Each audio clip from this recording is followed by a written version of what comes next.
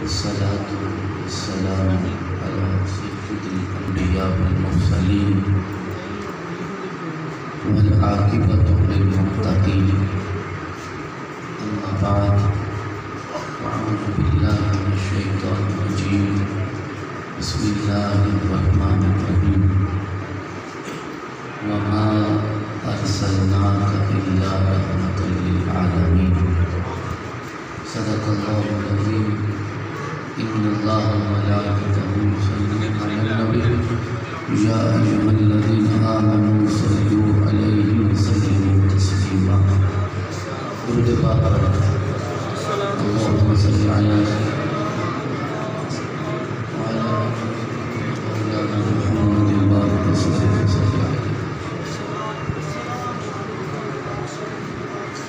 میری مجلس کے بس پیر طریقت رحمت شریعت حضرت پیر سید باقر شاہ صاحب قدم العالیہ، دیگر سادات کرام، متعلقین، متوسلین، نبی اکرم علیہ التحیۃ والثناء کی ولادت کا آج مبارک دن ہے. دعا ہے اللہ کریم کی بارگاہ میں کہ وہ ہمارا بیٹھنا قبول فرمائے اور ہمیشہ اسی طرح ہمیں اپنے رسول کے میلاد کا جشن منانے کی توفیق عطا فرمائے. ایک صحابی رسول اکرم صلی اللہ علیہ وسلم کی بارگاہ میں حاضر ہوئے. عرض کی آقا ارشاد فرمائے کہ قیامت کب آئے گی؟ آپ نے فرمایا قیامت بڑا مشکل امتحان ہے. آپ کی کیا تیاری ہے کہ قیامت کا انتظار کر رہے ہو؟ عرض کرنے لگے نمازیں پڑھتا ہوں، کثرت ہے نماز کی، روزے بھی رکھتا ہوں، احکام شریعت پہ عمل بھی کرتا ہوں، لیکن ان پہ بھروسہ نہیں کرتا. آپ نے فرمایا میں بھروسہ کس چیز پہ کرتے ہو؟ تو کہنے لگے اللہ اور آپ کی محبت پہ بھروسہ کرتا ہوں، اور آپ کی محبت پہ بھروسہ کرتے ہوئے قیامت کا انتظار کر رہا ہوں. تو میرے آقا نے ارشاد فرمایا المرء مع من احب یوم القیامہ. تو قیامت والے دن ہر انسان اس کے ساتھ ہوگا جس کے ساتھ وہ محبت کرتا ہے.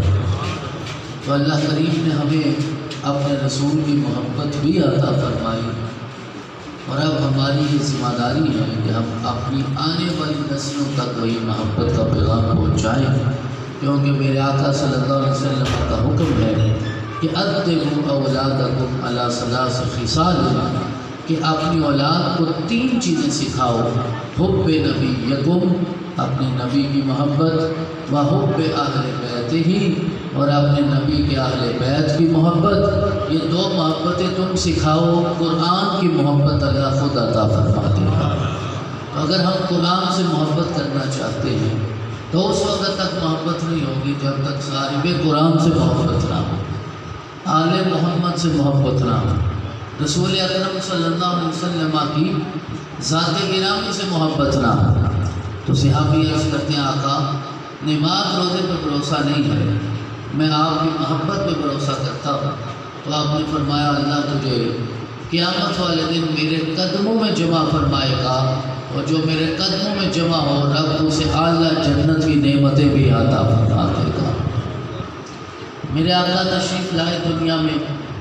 یا ایھا النبی انا ارسلناک شاہدا، قرآن کہتا ہے کہ ہم نے آپ کو شاہد بنا کے بھیجا. کس بات کا شاہد بنا کے بھیجا؟ کس بات کا گواہ بنا کے بھیجا؟ اللہ رب العزت نے مطلق ارشاد فرمایا شاہد بنایا ہے، مشہود کو ذکر نہیں کیا کہ کس چیز کے گواہ بن کے آئے ہیں.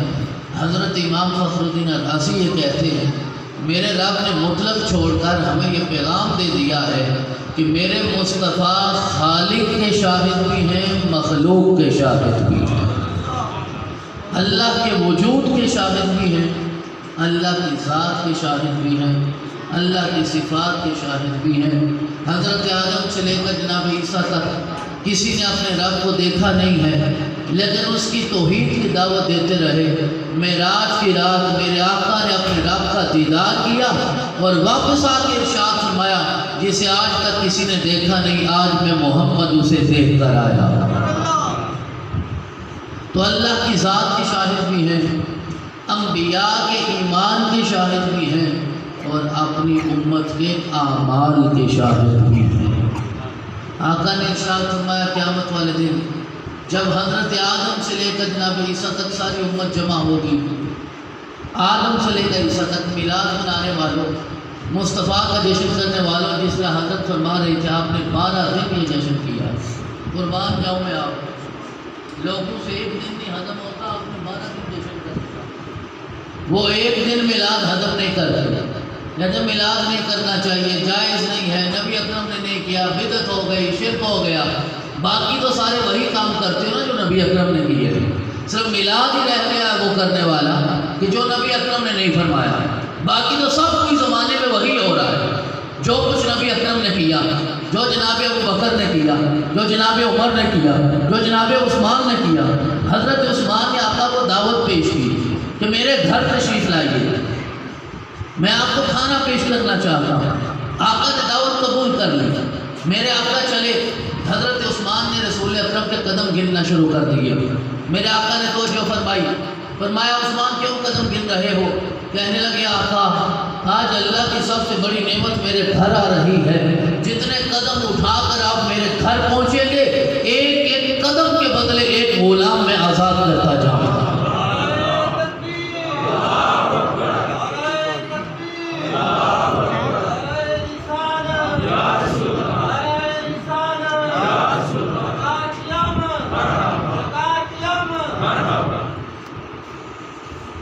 میرے آقا صلی اللہ علیہ وسلم نے فرحت کا اظہار فرمایا تو ایک بار حضرت عثمان کے گھر آ کر تشریف لے گئے تو حضرت عثمان نے اتنی محبت کا اظہار فرمایا کہ کہنے لگے آقا صلی اللہ علیہ وسلم کی بارگاہ میں کہ میں ایک ایک غلام آزاد کروں گا آپ کے ایک ایک قدم کے بدلے۔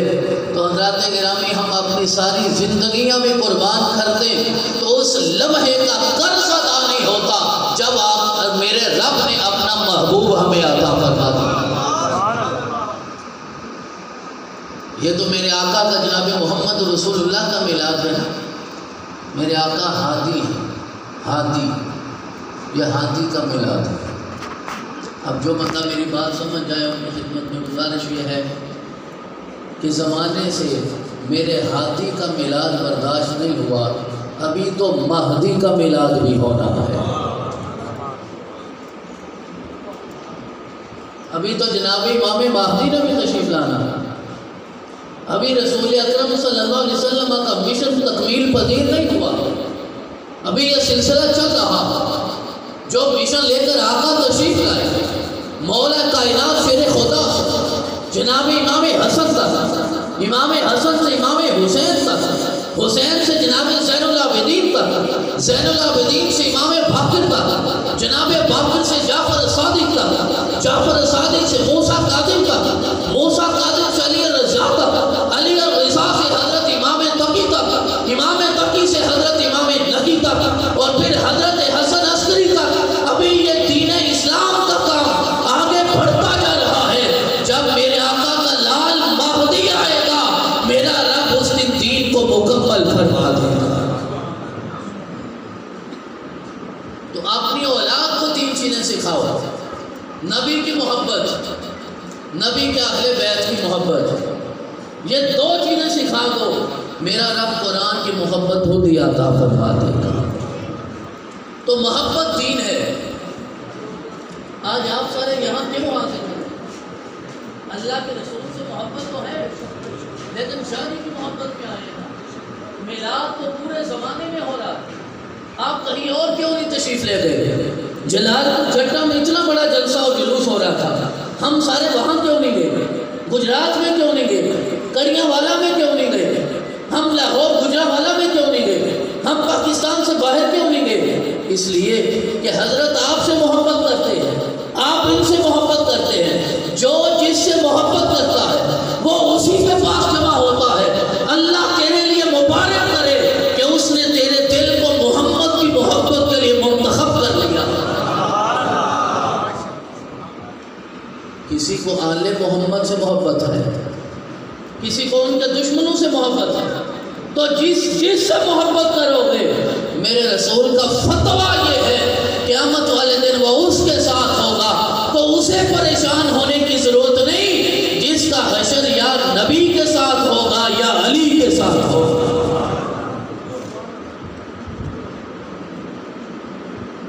جو آیا کریمہ میں نے تلاوت کی ہے، وَمَا أَرْسَلْنَاكَ إِلَّا رَحْمَةً لِلْعَالَمِينَ، اس آیت مبارکہ میں 4 عقیدے ہیں، ان کی طرف اشارہ کر کے تو اپنی گفتگو ختم کر دوں گا۔ وَمَا أَرْسَلْنَاكَ إِلَّا رَحْمَةً لِلْعَالَمِينَ، بچے جانتے ہیں اس آیت مبارکہ کا معنی کیا ہے، کہ ہم نے آپ کو نہیں بھیجا مگر یہ کہ سر کا پا رحمت بنا کر بھیجا ہے۔ حضرت حبیب بن مالک یہ یمن کے سردار تھے، مکے والوں نے رسول اللہ کی بارگاہ میں بار بار یہ اصرار کیا کہ اگر آپ نبوت میں سچے ہیں تو چاند کو ٹکڑے کر کے دکھائیں۔ طے ہو گیا، جگہ طے ہو گئی، وقت طے ہو گیا۔ ابو جہل نے یمن کے سردار حبیب بن مالک کو خط لکھا کہ فلاں دن نعوذ باللہ نبوت کا دعوے دار چاند کو ٹکڑے کرے گا، تم بھی دیکھنا چاہتے ہو تو آ جاؤ۔ حبیب بن مالک آ گئے، رسول اکرم نے اشارہ کیا، مکے کی سرزمین پہ کھڑے ہو کر میرے رب نے چاند کو ٹکڑے فرما دیا۔ لوگ کہتے ہیں میرے آقا کا حالانکہ میرے آقا اشارہ کرے تو چاند کو ٹکڑے ہو جاتا، چاند کو ٹکڑے ہو گیا۔ حبیب بن مالک رسول اللہ کی بارگاہ میں حاضر ہوئے، کہنے لگے چاند کو 2 ٹکڑے ہو گیا، لیکن مجھے ذرا یہ بتائیے میرے دل کا درد کیا ہے، میرا دکھ کیا ہے، میرا روگ کیا ہے۔ کتنے لوگوں سے آج میری پہلی ملاقات ہے اور ان سے میری پہلی ملاقات ہے، مجھے تو نہیں پتا آپ کا دکھ کیا ہے، مجھے تو نہیں پتا آپ کا درد کیا ہے، آپ کو کیا پتا کہ میری زندگی کی تکلیف کیا ہے۔ ہر بندہ کسی تکلیف میں تو ہوتا ہے، لیکن پتہ تو اسے ہی ہوتا ہے جو قریب رہتا ہو، جو جاننے والا ہو۔ پہلی ملاقات تھی میرے آقا کے ساتھ، میرے آقا نے ارشاد فرمایا حبیب تیرے دل کا دکھ یہ ہے اللہ نے ایک ہی بیٹی عطا فرمائی، وہ بہری بھی ہے، وہ اندھی بھی ہے، وہ گونگی بھی ہے، وہ چل بھی نہیں سکتی، مفلوج بھی ہے۔ آنکھوں سے آنسو جاری ہو گئے حبیب کے، کہنے لگے آقا پھر اس پہ کوئی شفقت ہو جائے۔ میرا آقا نے فرمایا تو یمن بعد میں جائے گا، میرا رب اسے شفا پہلے عطا فرمائے گا۔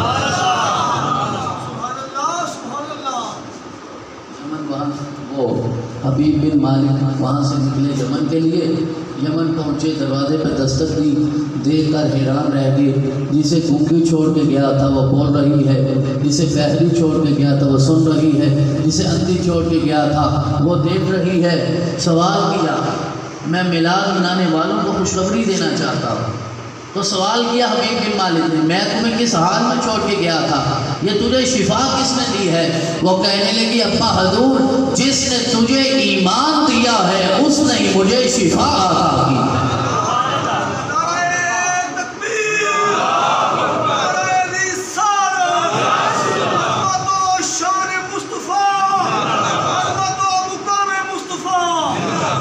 تو میرے آقا تو سارے زمانے کے لیے رحمت بن گیا ہے۔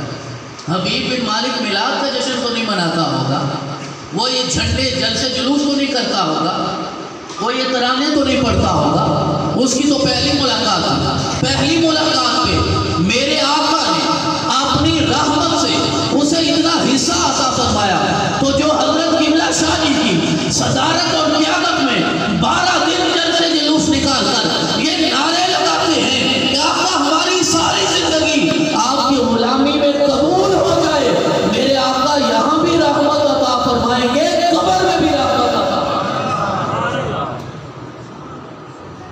آپ کو پتا ہے بخاری شریف کی حدیث مبارکہ ہے کہ ابو لہب نے اپنی انگلی بلند کر کے سویبہ کو آزاد کیا تھا، اب ہے تو جہنم میں، لیکن ہر سوموار کو اس کے عذاب میں تخفیف ہوتی ہے۔ ابو لہب کے عذاب میں تبت یدا ابی لہب وتب، جس کے لیے لعنت قرآن میں نازل ہوئی ہے، اس کے عذاب میں تخفیف ہوتی ہے کیونکہ اس نے انگلی بلند کر کے مصطفیٰ کے میلاد کی خوشی منائی تھی۔ تو جو انگلی بلند کرے ساری زندگی کافر مرے، میرا رب اسے بھی مصطفیٰ کی رحمت سے حصہ دیتا ہے۔ تو جو مصطفیٰ کی محبت میں زندگی گزارے، میرا رب اسے کتنی رحمتیں عطا فرمائے۔ ہم نے آپ کو رحمت بنا دی۔ اب ذرا 4 عقیدوں کی طرف میں اشارہ کروں گا، اگر آپ سمجھ جائیں گے یقیناً ہمارا یہاں جمع ہونے کا مقصد پورا ہو جائے گا۔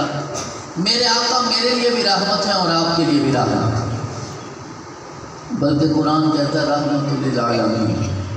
علماء تشریف فرما ہے، عالمین یہ جمع کا صیغہ ہے۔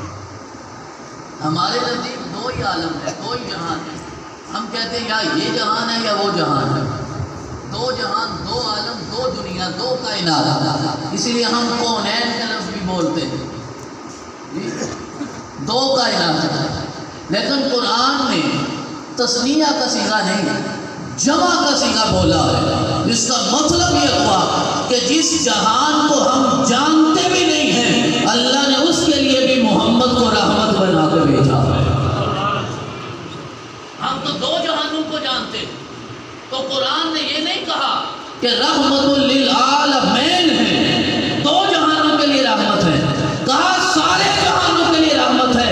جس جہان میں تو ہے اس کے لیے بھی رحمت ہے، جس جہان میں جائے گا اس کے لیے بھی رحمت ہے، اور جس جہان کو تو جانتا نہیں ہے اللہ نے اس کے لیے بھی محمد کو رحمت بنا دیا۔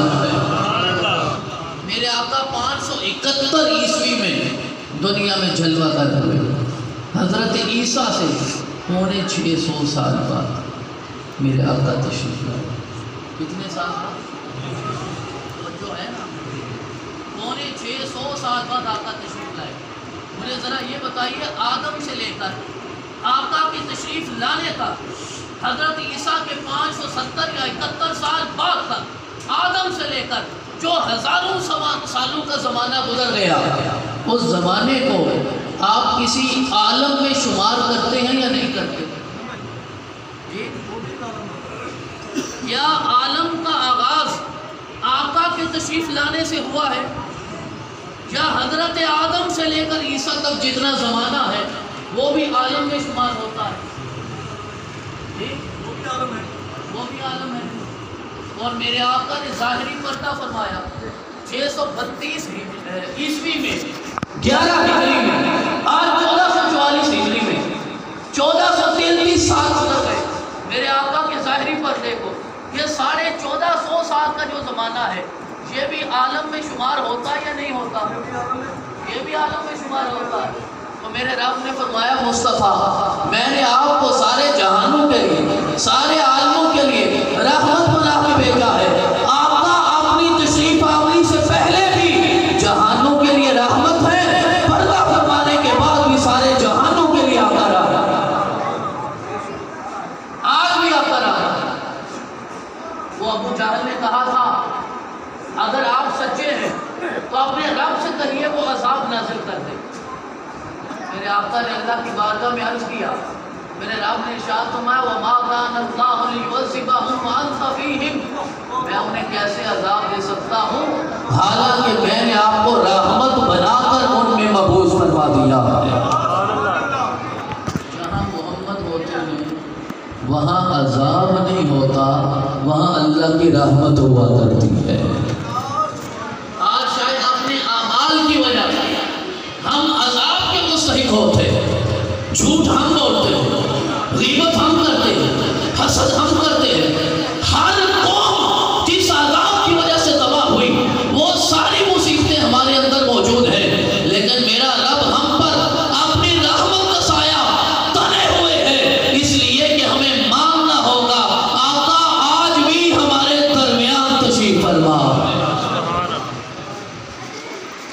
تو ارشاد فرمایا وَمَا أَرْسَلْنَاكَ إِلَّا رَحْمَةً لِلْعَالَمِينَ، ہم نے آپ کو رحمت بنا کے بھیجا۔ اب جو رحمت کرنے والا ہوتا ہے اسے عربی زبان میں راحم کہا جاتا ہے، یا اس میں فاعل کا صیغہ ہے رحم کرنے والا۔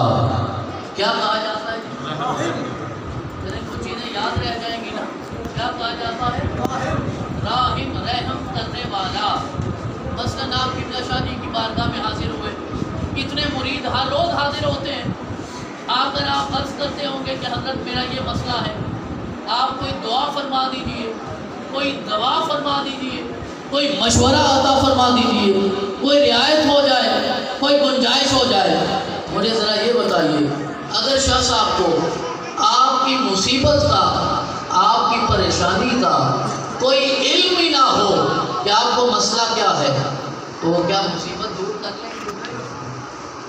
نہیں سمجھ آئی میری بات؟ آپ کو کوئی ضرورت ہے, آپ کسی کے پاس جاتے ہیں ضرورت پوری کروانے کے لیے, وہاں جا کے آپ بیٹھے رہے, اسے پتہ ہی نہیں آپ کی مصیبت کیا ہے.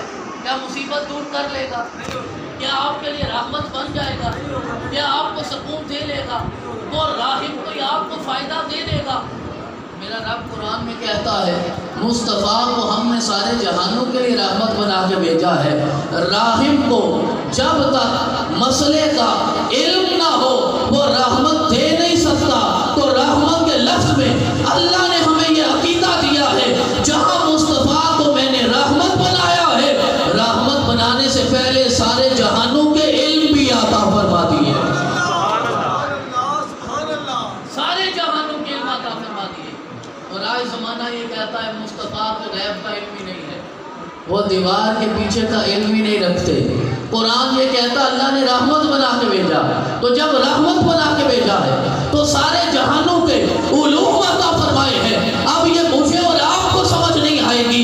حبیب بن مالک سے جا کر یہ سوال کرو, کیا اللہ نے رسول اللہ کو سارے علم عطا فرمائے یا نہیں فرمائے؟ وہ عرض کرتے ہیں آقا یہ بتائیے میرا غم کیا ہے؟ کہا تیری بیٹی تیرا غم ہے. گھر جاتے ہیں, گھر بعد میں پہنچتے ہیں, میرا رب شفا پہلے عطا فرما دیتا. سبحان اللہ. تو جتنے علم غیب ہیں اللہ نے وہ پہلے سارے انبیاء کو بھی عطا فرمایا. حضرت عیسیٰ یہ جانتے تھے کہ تم کھا کر کے آئے ہو, ذخیرہ کیا کر کے آئے ہو. اگر اللہ نے عیسیٰ کو اتنا علم دیا ہے تو محمد رسول اللہ کو کتنا عطا فرمایا. سمجھ آ گئی بات؟ پہلا عقیدہ میرے مصطفیٰ کے علم کا ہے. اگر آقا کو رحمت مانتے ہو, اور رحمت تو ایسا عقیدہ ہے ساری امت مانتی ہے, سارے مانتے ہیں, کوئی میلاد منائے یا نہ منائے آقا کو رحمت سارے مانتے ہیں. تو رحمت ماننے کا مطلب یہ ہوا کہ آقا جانتے ہیں, اور ہاں واقعی آقا جانتے ہیں, تیرا نام بھی جانتے ہیں, تیرا خاندان بھی جانتے ہیں. آقا نے فرمایا آدم سے لے کر عیسیٰ تک قیامت والے دن ساری امتیں جمع ہو جائیں گی, ان ساری امتوں میں اپنی امت کو پہچان لوں گا.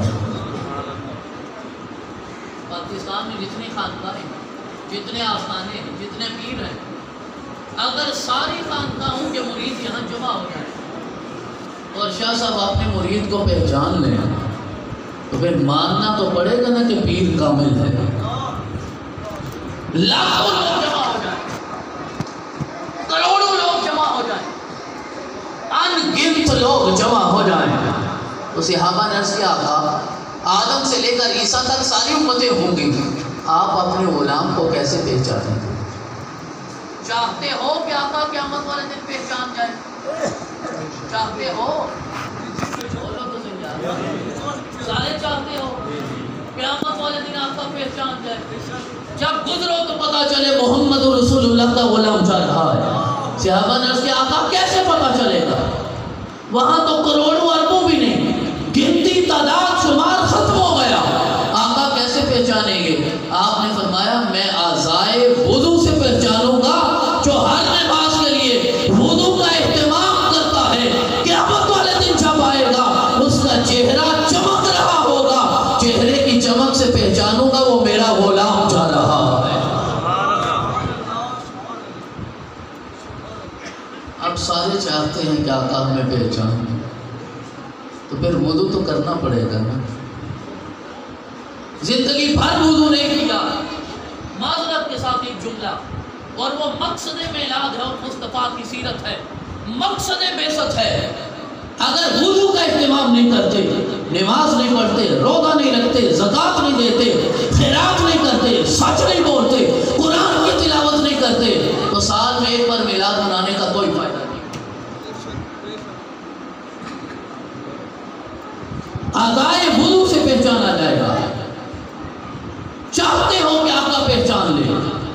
اتنا وضو کا اہتمام کرو کہ اربوں خربوں کے مجمع میں جب تم آؤ دور سے پتا چلے وہ محمد رسول اللہ کا غلام آ رہا، اور وہ پتا چل جاتا جب محمد کا غلام گزرتا ہے تو پتا چل جاتا ہے، دنیا میں بھی چل جاتا ہے، حشر میں بھی چل جاتا ہے۔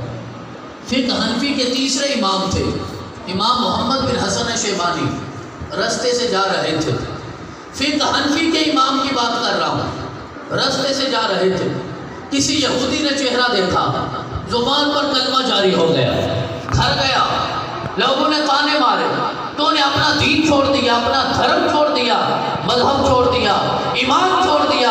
آخر ہوا کیا ہے؟ کوئی میلاد کا جلسہ تھا، کوئی واعظ، کوئی تقریر، کوئی تبلیغ، کوئی تفسیر، آخر کیا وجہ بنی؟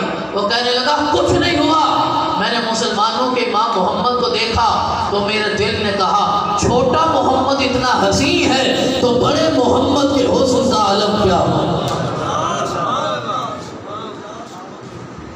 تو چہرہ بتاتا ہے کہ یہ کس کا غلام چل رہا ہے۔ تو اللہ کریم نے میرے مصطفیٰ کو رحمت بنایا، تو رحمت بنانے کا معنی یہ ہوا کہ رحمت بعد میں بنایا ہے، اللہ نے سارے علوم پہلے عطا فرما دی، یہ ایک عقیدہ ہو گیا۔ دوسرا عقیدہ، آپ کسی کے پاس اپنی ضرورت پوری کرنے جاتے ہیں، وہاں جا کے آپ کو یہ پتا چلے کہ وہ تو خود مر گیا، ختم ہو گیا، قبر پہ بیٹھے رہے، تو آپ کی ضرورت پوری ہو جائے گی؟ جو خود مر گیا ہے وہ کسی کو کوئی فائدہ دے سکتا ہے کہ دے سکتا ہے؟ نہیں دے سکتا۔ آپ کو پتہ چلا کہ میرا مسئلہ فلاں چودھری صاحب حل کریں، آپ اپنا مسئلہ لے کے وہاں چلے، انہیں پتہ تھا کہ آپ کا مسئلہ کیا ہے، لیکن جب وہاں پہنچے تو پتہ چلا قضا آ گئی، مر گئے، ختم ہو گئے، تو اب آپ اس کے جنازے میں شرکت کر کے واپس آ گئے، وہ آپ کی ضرورت پوری نہیں کر سکتا۔ اب میرے رب نے مصطفیٰ کو قرآن میں رحمت کہا، تو رحمت میں دوسرا عقیدہ یہ دیا ہے کہ راحم جب تک خود زندہ نہ ہو وہ کسی پہ رحمت نہیں کر سکتا۔ تو اگر مصطفیٰ کو رحمت مانتے ہو تو پہلے یہ ماننا ہوگا اللہ نے رحمت بھی بنایا ہے اور ہمیشہ کی زندگی بھی عطا فرما دی ہے۔ حضرت یونس علیہ السلام مچھلی کے پیٹ میں 40 روز زندہ رہے، یہ قصہ سنا ہے آپ نے؟ حضرت یونس مچھلی کے پیٹ میں، ذرا اپنی عقل سے سوچ کے بتائیے کیسے زندہ رہے؟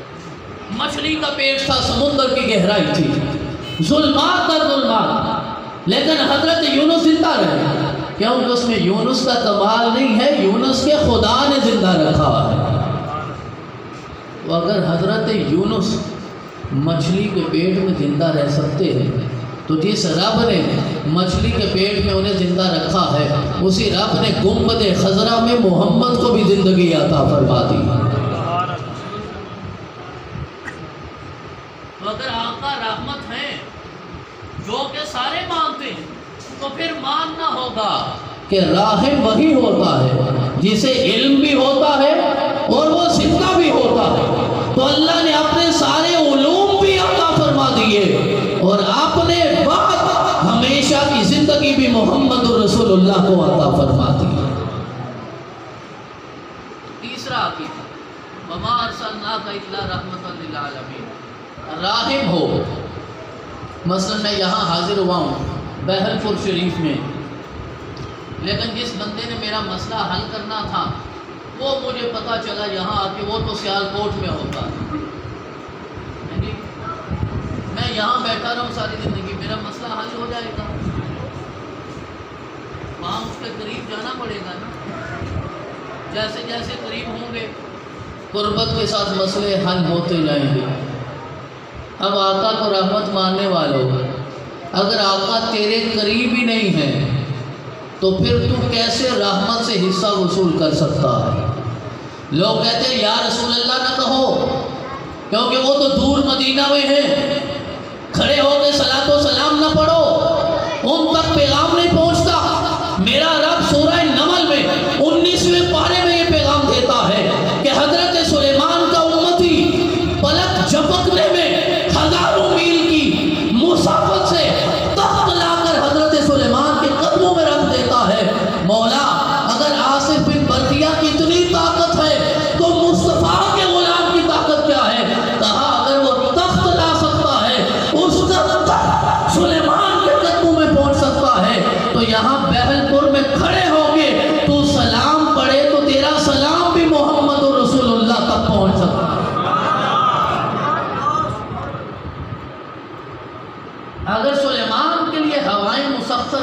کرتی ہیں تو محمد رسول اللہ کے لیے ہوائیں کیوں نہیں مسخر ہو؟ ہم نے تو یہ بھی سنا ہے، یہ تصوف میں عقیدہ ہے ہمارا، صوفیاء کا، بزرگوں کا، اولیاء کا، کہ حضرت سیدنا شیخ عبد القادر جیلانی، حضرت غوث اعظم رضی اللہ تعالیٰ عنہ، آپ ساری کائنات کو یوں ملاحظہ کرتے ہیں جس طرح ہتھیلی میں رائی کا دانہ ہوتا ہے۔ جس طرح میری ہتھیلی پہ یہ 10 روپے کا نوٹ ہے، وہ کہتے ہیں اس طرح غوث اعظم ساری کائنات کو اپنی ہتھیلی میں ملاحظہ کرتے ہیں۔ یار کائنات کا ملاحظہ تو غوث اعظم بھی کر لیتے ہیں، محمد رسول اللہ کا مقام کیا ہوگا؟ بلکہ یوں کہوں گا کہ غوث اعظم اگر ساری کائنات کا ملاحظہ کر سکتے ہیں تو پھر رسول اعظم کا مقام کیا ہوگا؟ ایک اور عقیدہ بھی سمجھیے، جب ہم حضرت شیخ عبد القادر جیلانی کو غوث اعظم کہتے ہیں، کچھ بھائی یہ کہتے ہیں یہ شرک ہو گیا۔ غوث ہوتا ہے مددگار، تو مددگار تو صرف خدا ہوتا ہے، اس کے سوا کوئی مددگار نہیں ہو سکتا۔ تو آؤ آج میلاد کی مجلس میں یہ پیغام بھی ان تک پہنچایا جائے کہ غوث کہتے ہیں مددگار کو۔ تو جب ہم عبد القادر جیلانی کو غوث اعظم کہتے ہیں تو اس سے مراد یہ ہوگا کہ میرے اور تیرے لیے سب سے بڑا مددگار حضرت شیخ عبد القادر جیلانی ہے۔ لیکن جو مددگار ہو اس کا بھی تو کوئی مددگار ہوگا یا نہیں ہوگا؟ مثلا قبلہ شاہ جی تشریف فرما، اللہ انہیں صحت عطا فرمائے، ان کی زندگی میں برکتیں پیدا فرمائے، یہ آپ کے پیر ہیں، لیکن پیر صاحب کا بھی تو کوئی پیر ہوگا یا نہیں ہوگا؟ پیر کا پیر ہوگا یا نہیں ہوتا؟ اگر آپ کہیں کہ میرا یہ پیر ہے تو اس کا مطلب ہے زمانے میں اور پیر ہی کوئی نہیں ہے۔ پیر کا بھی تو پیر ہوتا ہے نا، تو جو پیر کا پیر ہوگا اس کا پیر کوئی نہیں ہوگا، اس کا بھی تو کوئی پیر ہوگا، تو پیر کے پیر کا بھی تو کوئی پیر ہوگا نا۔ جب ہم غوث اعظم کہتے ہیں نا عبد القادر جیلانی کو، تو اس کا مطلب یہ ہے کہ وہ میرا اور تیرا غوث اعظم ہے۔ اب اس غوث اعظم کا بھی تو کوئی غوث اعظم ہوگا، اب اس کا بھی تو کوئی غوث اعظم ہوگا۔ آپ جا کر سوال کرتے ہیں، حضرت شیخ عبد القادر جیلانی سے سوال کرتے ہیں کہ حضرت آپ ہمارے غوث اعظم ہیں، آپ کا غوث اعظم کون ہے؟ تو وہ کہتے ہیں میرا اور کوئی غوث نہیں، میرا غوث مولا کائنات شیر خدا علی المرتضیٰ۔ کہتے میں خواب میں تھا، سو رہا تھا، علی آئے، کہا عبد القادر بیٹے واز کیا کرو، تبلیغ کیا کرو، گفتگو فرمایا کرو، لوگوں کے قلب و ذہن کو سنوارا کرو۔ کہتے ہیں میں نے عرض کیا میں عجم سے آیا ہوں، میں کیسے کر سکتا ہوں؟ کہا اپنا منہ کھولو۔ کہتے میں نے منہ کھولا، علی نے 6 مرتبہ مجھے لعاب دہن عطا فرمایا۔ علی کا لعاب ملتا ہے، غوث اعظم زمانے کے لیے مبلغ اعظم بن جایا کرتا ہے۔ تو غوث اعظم کا بھی تو غوث اعظم ہے، تو ہمارا غوث اعظم عبد القادر جیلانی، غوث اعظم کا غوث اعظم علی المرتضیٰ۔ اب علی کا بھی تو کوئی غوث اعظم ہوگا نا، اب علی کا بھی تو کوئی مددگار ہوگا نا۔ اب علی سے سوال کر مولا آپ کا مددگار کون ہے؟ کہا میں عبد القادر کا مددگار ہوں اور میرا مددگار محمد مصطفیٰ۔ خیبر کا واقعہ، میرا آقا نے کہا کل جھنڈا اسے دوں گا جس کے ساتھ اللہ اور اس کا رسول محبت کرتا ہے، لڑو مرو لڑائیاں کرو علی کی محبت میں۔ لوگ کہتے ہیں علی کا نام نہ لو، علی کا جھنڈا بلند نہ کرو، علی کے ترانے نہ پڑھو، علی کے لیے محبت کا اظہار نہ کرو۔ میرا آقا فرماتے ہیں کل جھنڈا اسے دوں گا جس اللہ اور اس کا رسول محبت کرتا ہے۔ صبح ہوئی، سارے صحابہ وہاں موجود تھے اور سب سے اللہ اور اس کا رسول محبت بھی کرتا تھا اور وہ اللہ اور اس کے رسول سے محبت کرتا، لیکن میرے آقا نے اعلان کیا علی کہاں ہے؟ بتایا گیا علی کی آنکھوں میں بیماری ہے۔ آقا نے بلایا، لعاب دہن لگایا، علی کو شفا بھی دی، ہاتھ میں جھنڈا بھی عطا فرما دیا۔ تو میرا مشکل کشا غوث اعظم عبد القادر جیلانی، غوث اعظم کا غوث اعظم علی المرتضیٰ، غوث اعظم کے غوث اعظم کا غوث اعظم محمد مصطفیٰ، تو ہم پر شرک کے فتوے لگانے والوں، آج سادات کرام کی مجلس میں بیٹھ کے ہم اپنا عقیدہ واضح کرنا چاہتے ہیں کہ ہم مصطفیٰ کو علی کا غوث اعظم مانتے ہیں، اور ساتھ یہ عقیدہ رکھتے ہیں کہ کوئی مصطفیٰ کا بھی غوث اعظم ہوگا۔ ہمارا غوث اعظم عبدالقادر جیلانی، غوث اعظم کا غوث اعظم علی المرتضیٰ، علی المرتضیٰ کا غوث اعظم محمد مصطفیٰ، اور محمد مصطفیٰ کا غوث اعظم محمد کا خدا۔ کوئی لڑائی رہ گئی، کوئی جھگڑا ہے، کوئی ایک لمحے میں خدا تک پہنچنا چاہتا ہے، کوئی پہنچ سکتا ہے تو وہ ضرور پہنچے۔ ہمارا عقیدہ یہ ہے جو علی اور نبی تک نہ پہنچے وہ خدا تک بھی نہیں پہنچتا۔ تو جب ہم نے رحمت مانا ہے تو یہ ماننا ہوگا اللہ نے سارے علوم عطا فرمائے۔ جب رحمت مانا تو یہ ماننا ہوگا کہ اللہ نے زندگی عطا فرمائی ہے۔ جب رحمت مانا ہے تو یہ ماننا ہوگا آقا ہماری شاہ رگ سے بھی زیادہ ہمارے قریب ہے۔ یہاں سے بھی پکارو تو آقا سنتے ہیں، اور اسی طرح سنتے ہیں جس طرح مدینہ سے سنتے ہیں، جس طرح مکہ سے سنتے ہیں۔ بھائی پکارنے والا ہونا چاہیے، میرے آقا تو آج بھی عطا فرمانے والے ہیں۔ اور چوتھا اور آخری عقیدہ یہ ہے وَمَا أَرْسَلْنَاكَ إِلَّا رَحْمَةً لِلْعَالَمِينَ، کہ ہم نے آپ کو رحمت بنا کے بھیجا ہے۔ آخری بات گفتگو ختم کرتا ہوں، اور رحمت میں پھر دہرانے کے لیے، یاد رکھنے کے لیے یہ کہہ رہا ہوں، جب آپ نے رحمت ماننا ہے تو سب سے پہلے یہ ماننا ہوگا اللہ نے سارے علوم عطا فرما دیے۔ رحمت ماننا ہے تو یہ ماننا ہوگا اللہ نے زندگی عطا فرما دی ہے، حیات عطا فرما دی ہے۔ رحمت ماننا ہے تو یہ ماننا ہوگا اللہ نے قرب عطا فرما دیا ہے۔ اور چوتھی بات، اگر جو رحم کرنے والا ہے وہ ہمارا مسئلہ بھی جانتا ہو، وہ زندہ بھی ہو، وہ ہمارے قریب بھی ہو، لیکن اس کا اختیار کوئی نہ ہو، تو کوئی فائدہ ہوگا؟ مثلاً آپ میرے پاس آتے ہیں کوئی مسئلہ لے کے، مجھے آپ کے مسئلے کا بھی پتہ ہے، میں آپ کے قریب بھی ہوں، زندہ بھی ہوں، تو کیا میں آپ کے لیے رحمت بن سکتا ہوں؟ میں آپ کے پاس آتا ہوں تو مسئلہ حل کروانے کے لیے، آپ کو میرے مسئلے کا پتہ چل گیا، آپ اس پہ افسوس کا اظہار بھی کرتے ہیں، ہمدردی کا اظہار بھی کرتے ہیں، آپ زندہ بھی ہیں، آپ میرے قریب بھی ہیں، لیکن اختیار آپ کا کوئی نہیں ہے، تو کیا آپ میرے لیے رحمت بن سکتے ہیں؟ سمجھ آ رہی ہے بات؟ اس کا مطلب یہ ہوا جب آپ نے رحمت مانا ہے تو ساتھ یہ ماننا ہوگا کہ اللہ نے مصطفیٰ کو سارے اختیارات بھی عطا فرما دیے ہیں۔ اگر مصطفیٰ کو اختیار ہی کوئی نہیں ہے، کوئی اختیار نہیں ہے، تو پھر وہ زمانے کے لیے رحمت نہیں ہو سکتا۔ کو بھی نبوت دیتے ہیں، حضرت آدم کو بھی نبوت عطا فرماتا ہے۔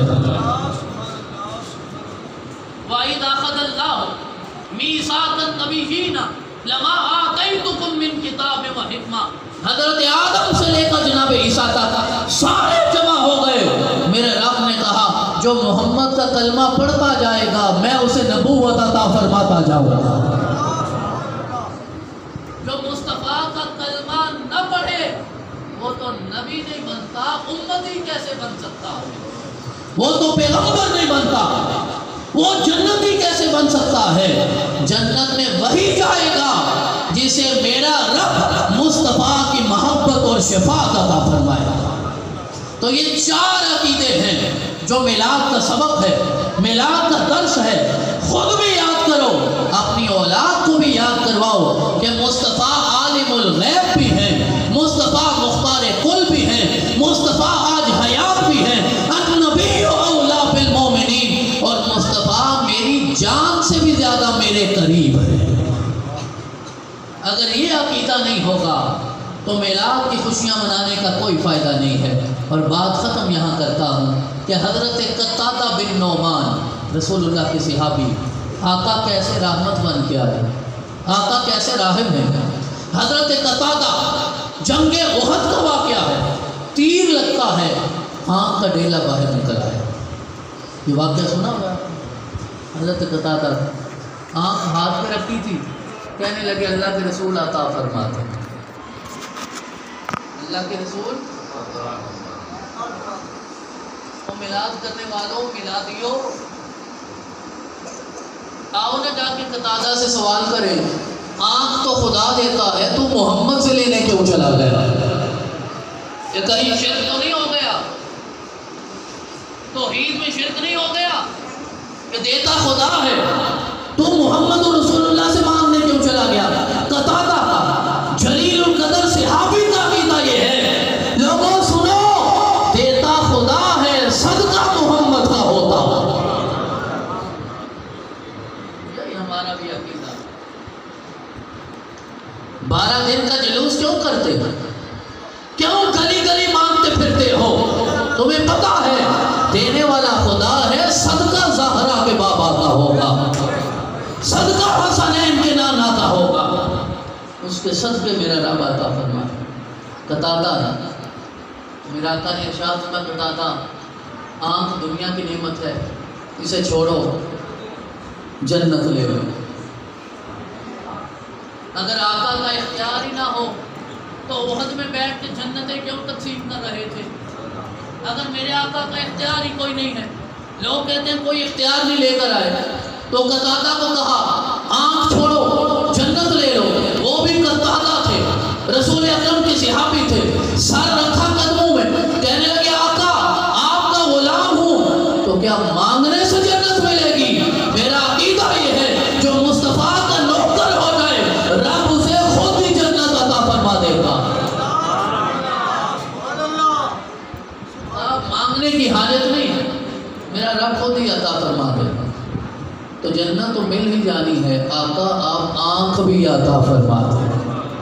میرے آقا نے لوح دہن لگایا، قتادہ کا ڈیلا یہاں رکھا، نصب کیا، ہاتھ پھیرا، میرے رب نے ایسی شفا عطا فرمائی کہ حضرت قتادہ کی 7 نسلوں میں وہ آنکھ جو رسول اللہ نے دی تھی اس سے زیادہ نظر آیا کرتا تھا۔ کون سا قصہ بیان ہو آقا کے اختیارات؟ اتنے اختیار لے کر میرے آقا تشریف لائے۔ آج کسی ڈاکٹر کو کہو نا تو بغیر آپریشن کے آنکھ کا ڈیلا نصب کرتے، بلکہ ڈیلا نکل آئے نصب کر کے دکھائے۔ یہاں تو موتیا نکالنا ہو تو آپریشن کرنا پڑتا ہے، یہاں تھوڑی سی بینائی پہ حرف آ جائے تو آپریشن کرنا پڑتا ہے۔ آنکھ کا ڈیلا نکل آئے، آج تک کی کوئی پیسے نہیں ہے آنکھ کا ڈیلا زبادہ نصب کر سکے۔ وہ طبیب بن کے محمد تشریف لائے ہیں، وہ اندھے کو بینائی دیتے ہیں، گونگے کو زبان دیتے ہیں، بہرے کو سماعت دیتے ہیں، جو چاہے آنکھ دیتے ہیں۔ ابو بکر کی ایڑی پہ لگائیں تو اسے شفا دیتے ہیں، علی کی آنکھ پہ لگائیں تو اسے شفا عطا فرماتے ہیں۔ اللہ کریم کی بارگاہ میں التجا ہے وہ ہماری حاضری کو اپنی بارگاہ میں قبول فرمائے، قبلہ شاہی کا سایہ ہمارے سب پہ سلامت فرمائے، اس آستانے کو برکتیں عطا فرمائے، یہ خیر و برکت کے سلسلے آگے بڑھتے رہے۔ اپنی اولاد کو نبی کی محبت سکھائیے، اپنی اولاد کو نبی کے اہل بیت کی محبت سکھائیے، اپنی اولاد کو جناب زہرا پاک کی محبت سکھائیے، اپنی اولاد کو مولا کائنات شیر خدا جناب علی مرتضیٰ کی محبت سکھائیے، اپنی اولاد کو حسن پاک کی محبت سکھائیے، اپنی اولاد کو حسین پاک کی محبت سکھائیے۔ اور یہ اگر آپ اللہ کی رضا کے لیے سکھانا تو اللہ کی رضا کے لیے چاہیے۔ آخری جملہ میرا توجہ آپ کی چاہیے، یہ محبتیں سکھانی تو اللہ کی رضا کے لیے چاہیے کہ اللہ راضی ہو جائے، لیکن پھر بھی انسان ہے، لالچ ہوتا ہے، پھر بھی انسان ہے، لالچ ہوتا ہے، تو چلیں لالچ میں سکھا دیجیے۔ ہر جگہ آنے کا کوئی لالچ ہوتا ہے، اگر فقط اللہ کی رضا کے لیے نہیں کر سکتے تو لالچ میں کر لیں گے۔ وہ کیسے؟ آج کسی نے الیکشن لڑنا ہو اور مسلم لیگ نون کا ٹکٹ لینا ہو تو اگر میاں نواز شریف صاحب راضی نہ ہوں تو نون لیگ کی ٹکٹ نہیں ملتی۔ ایسا ہے کہ نہیں؟ اگر نون لیگ کی ٹکٹ لینی ہے تو پھر تو نواز شریف کو راضی کرنا پڑے گا نا، پھر ٹکٹ ملے گی۔ پیپل پارٹی کی ٹکٹ لینی ہو تو زرداری کو راضی کرنا پڑے گا۔ پی ٹی آئی کی ٹکٹ لینی ہو، یہ آپ کو زیادہ سمجھ آئے گی کیونکہ آج کل لے رہے سارے پی ٹی آئی کا ٹکٹ چاہتے ہیں۔ پی ٹی آئی کی ٹکٹ لینی ہو، خان صاحب راضی نہ ہو تو ٹکٹ مل جائے گی۔ آپ نے بہل پور میں کونسلر کا الیکشن لڑنا ہے اپنی گلی محلے میں، خان صاحب ناراض ہو گئے، پی ٹی آئی کی ٹکٹ ملے گی؟ مشکل بات کر رہا ہوں، سمجھ نہیں آ رہی؟ نون لیگ کی ٹکٹ لینی ہو تو نواز شریف کو راضی کرنا ہوگا، پیپل پارٹی کی ٹکٹ لینی ہو تو سرکاری کو راضی کرنا ہوگا، پی ٹی آئی کی ٹکٹ لینی ہو تو خان صاحب کو راضی کرنا ہوگا۔ بلا تشبیہ بلا مثال، کوئی تشبیہ اور مثال نہیں ہے، صرف سمجھانے کے لیے عرض کیا ہے تاکہ آپ میری بات سمجھنے کے لیے قریب ہو سکے۔ نون لیگ کی ٹکٹ نواز شریف نے دینی ہے، پیپل پارٹی کی ٹکٹ زرداری نے دینی ہے، پی ٹی آئی کی ٹکٹ خان صاحب نے دینی ہے۔ اور میلاد منانے والوں، جنت کا ٹکٹ لینے والوں، جب تک حسین راضی نہ ہو اللہ جنت کی ٹکٹ ہی عطا نہیں فرمائے گا۔ تو اس لیے انہیں راضی کر لو، دل سے راضی کر لو، اپنے دل بھی پاک کر لو، تزکیہ نفس بھی کر لو، میلاد کی خوشیاں بھی مناتے جاؤ اور مصطفیٰ کے مقصد میلاد پہ عمل بھی کرتے جاؤ۔ کوئی نماز ضائع نہ ہو، اور نماز ایسی ہو کہ صحابی رسول اکرم کے پیچھے نماز کے لیے حاضر ہوتے، بالکل پیچھے کھڑے نہیں ہوتے، کبھی دائیں چلے جاتے۔ آپ یہ قبلہ شاہ جی کی جو بالکل پیچھے بندے بیٹھے، اپنی جگہ پہ بیٹھے، آپ کو شاہ صاحب کا چہرہ نظر آ رہا ہے؟ اگر بالکل پیچھے بیٹھے جی، چہرہ دیکھنے کے لیے یا دائیں جانا پڑے گا یا بائیں جانا پڑے گا۔ محبت ہوتی ہے نا اپنی اپنی، کچھ لوگ کہتے ہیں کہ بس قریب ہو جائیں، بالکل قریب ہو کے بیٹھے، چہرہ نہ بھی نظر آئے تو پھر بھی قربت ہے۔ کچھ کہتے ہیں چاہے دور سے بیٹھیں بس چہرہ نظر آنا چاہیے۔ رسول اکرم کے صحابی تھے، ایک نماز کے لیے آتے تو پیچھے نہیں کھڑے ہوتے، صف میں کبھی دائیں چلے جاتے کبھی بائیں چلے جاتے۔ میرے آقا کی بارگاہ میں شکایت ہوئی، آقا نے بلایا، آپ نے فرمایا کہ میرے پیچھے کھڑے ہو کے نماز کیوں نہیں پڑھتے؟ کہنے لگے آقا بالکل پیچھے آ جاؤں نا تو پھر نماز میں آپ کا چہرہ نظر نہیں آتا، کبھی دائیں جاتا ہوں کبھی بائیں جاتا ہوں، نماز رب کی پڑھتا ہوں، دیدار محمد رسول اللہ کا کرتا ہوں۔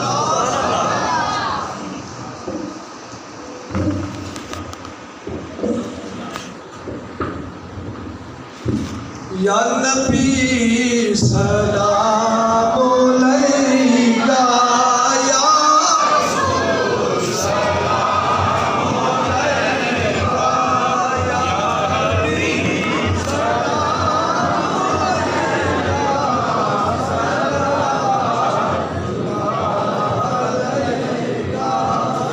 علیکہ، مصطفیٰ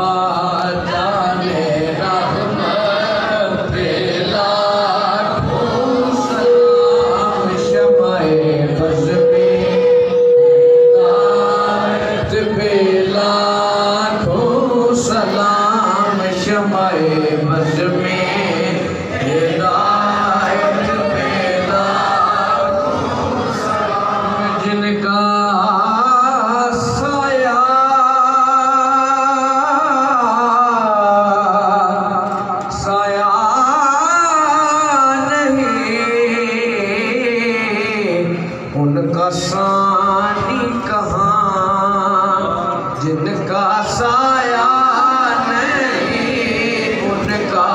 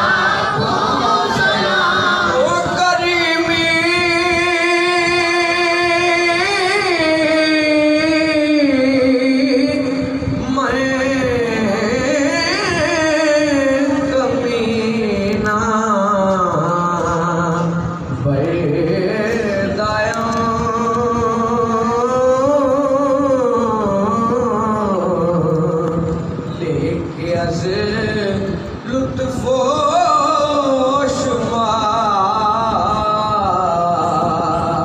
پرور دایاں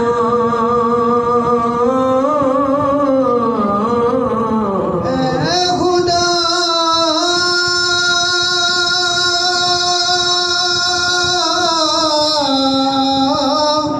کے لاڈلے